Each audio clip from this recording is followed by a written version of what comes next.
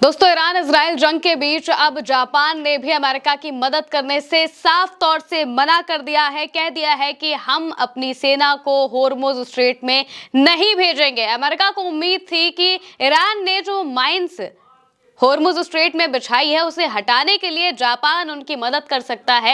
अलग अलग रिपोर्ट्स इस बारे में सामने आ रही थी, लेकिन अब जापान की प्रधानमंत्री ने बकायदा वहां की संसद में इस बात को कह दिया है कि जापान ऐसा कुछ भी प्लान नहीं कर रहा है और जापान अपनी डिफेंस फोर्सेस को होर्मुज स्ट्रेट में नहीं भेजेगा। ऐसा करने की कल्पना भी वो नहीं कर सकते हैं।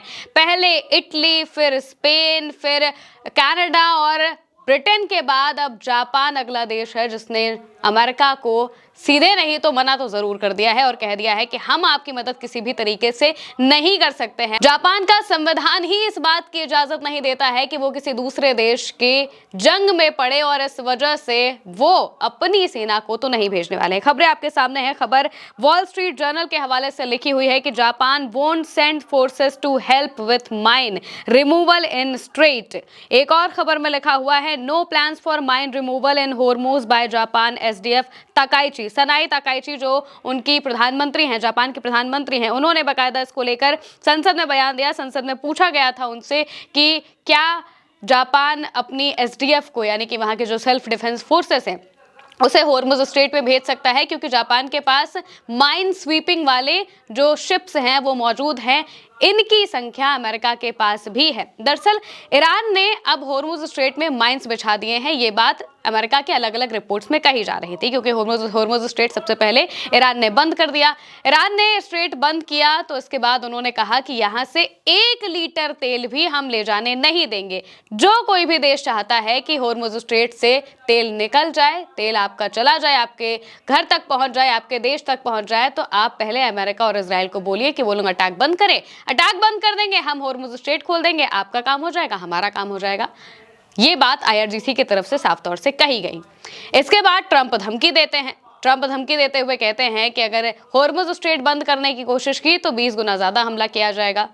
आईआरजीसी नहीं माना। आईआरजीसी ने साफ कहा, कर लीजिए जितने हमले करने हैं, हम भी हमले करेंगे। और फिर अमेरिका के 2 तेल टैंकर उड़ा दिए, होर्मुज स्ट्रेट में ही उड़ा दिए। और वहां से जाने वाले जितने भी जहाज जा रहे हैं, चाहे वो थाईलैंड का हो, चाहे वो कहीं का भी हो, जो भी जहाज उस रेखा को पार करने की कोशिश करता है उसे सीधे हमला झेलना पड़ता है। ये बात ईरान की तरफ से साफ तौर से कही गई है और अलग अलग तस्वीरों में भी सामने आ रहा है कि कैसे वहां पर जहाजों पर सीधे हमले किए जा रहे हैं, जो भी जहाज होर्मुज स्ट्रेट पार करने की कोशिश करते हैं।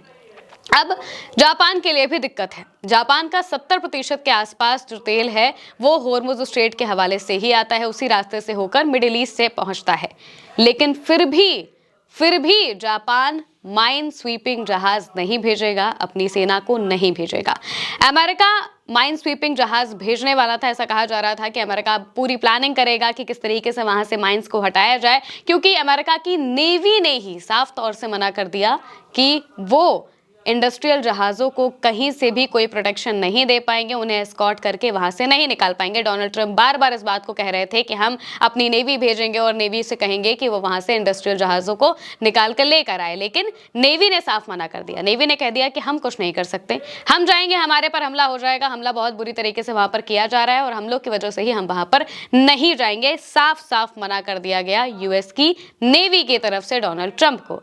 जब ये बात सामने आई तो उसके बाद अलग अलग रिपोर्ट्स में यह भी कहा जाने लगा कि अमेरिका अब माइंस हटाने की कोशिश करेगा, कि वहां से माइंस को हटाया जाए और उसके लिए जो अलग अलग टेक्नोलॉजीज है, माइन स्वीपिंग जहाज हैं, वो लाए जाएंगे। अब इनकी संख्या अमेरिका के पास सीमित है, ये बहुत ज्यादा संख्या में अमेरिका के पास नहीं है, बहुत सीमित है और साफ तौर से अमेरिका देश से इन्हें आने में भी बहुत लंबा वक्त लग सकता है। इसके साथ साथ अमेरिका के लिए बहुत मुश्किलें भी हो जाएंगी।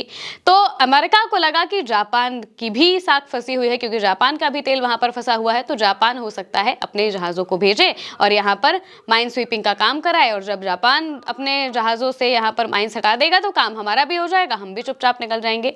लेकिन जापान के संसद में, निचले सदन में साफ तौर से उनके प्रधानमंत्री ने एक बयान में कह दिया कि जापान कहीं से भी ऐसी कोई कल्पना नहीं कर रहा है कि वहाँ उनकी जो फोर्सेस हैं वो वहाँ पर जाएं और उन माइंस को हटाएं। इस बारे में वो सोच भी नहीं रहे हैं। बयान पूरा क्या है, बयान आपको बता देते हैं। जापान की संसद के निचले सदन हाउस ऑफ रिप्रेजेंटेटिव की बजट समिति की एक बैठक में ताइकीची ने कहा, हम ये कल्पना भी नहीं कर सकते कि बारूदी सुरंगें हटाने के लिए एसडीएफ के संसाधनों को होर्मुज के आसपास के इलाके में तैनात किया जाएगा। इस बैठक में विपक्षी नेता ने सरकार का नजरिया जानना चाहा था। उन्होंने सवाल किया था कि अमेरिकी मीडिया के उन रिपोर्ट्स के बाद कहा जा रहा है कि ईरान ने इस जलरमरू मध्य में बारूदी सुरंगें बिछाना शुरू कर दिया है। ये जब रिपोर्ट सामने आने लगी तो इस रिपोर्ट्स को लेकर ही जो विपक्ष के नेता हैं जापान में, उन्होंने सवाल पूछा। इस पर ताइकीची ने कहा कि एसडीएफ के लिए छोड़ी गई बारूदी सुरंगों को हटाना कानूनी तौर पर संभव है, लेकिन उन्होंने ये भी जोड़ा कि व्यवहारिक रूप से यह अनुमान लगाना बहुत मुश्किल है कि किस समय कोई बारूदी सुरंगें